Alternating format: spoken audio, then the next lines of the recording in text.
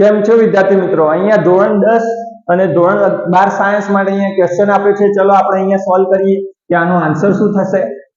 તો અહીંયા આ ઇક્વેશન બરાબર આપણે x લઈ લઈએ. x √6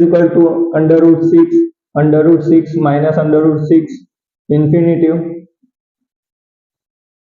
હવે આ રૂટ છે અને આ બાજુ લાવે રૂટ એટલે કે વર્ગમૂળને આ બાજુ લાવે તો અહીંયા શું થઈ જાય? x² 6 minus √6 infinitive. બરાબર.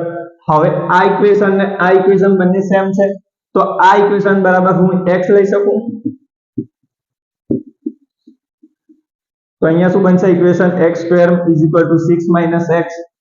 હવે આ બંને ઇક્વેશન આ બાજુ લાવો તો અહીંયા નવું ઇક્વેશન બનશે x² + x - 6 = 0. હવે આ ઇક્વેશન ને ફેક્ટર પાડીએ તો 1 * 6 = 6. ફેક્ટર કેટલા થશે? 3 and 2. તો x² પ્લસ ફેક્ટર શું છે? 3 - 2 x - 6 = 0. હવે x અંદર ગુણીએ તો x² પ્લસ 3 * x એટલે 3x, 2 * x એટલે -2x -6 = 0. ચલો હવે આ બંનેમાંથી શું કોમન નીકળશે? x કોમન નીકળશે. તો x કોમન નીકળીએ તો શું આવે? x + 3.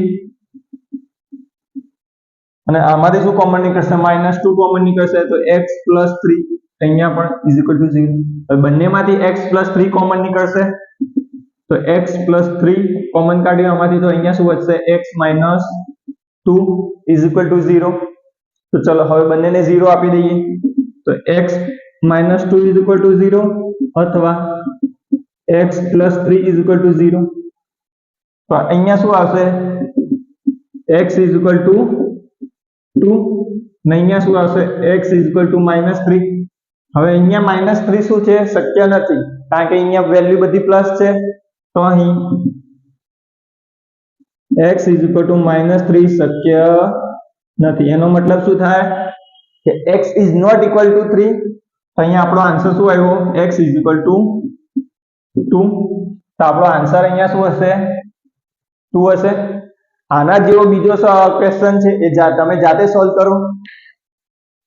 આનો આન્સર તમે જાતે સોલ્વ કરો કે આનો આન્સર શું આવશે. સ્ક્રીનશોટ લઈ લો અને આન્સર કમેન્ટમાં કરો. જોઈએ કોનો આન્સર રાઈટ આવે છે ને લાઈક સબસ્ક્રાઇબ કરો.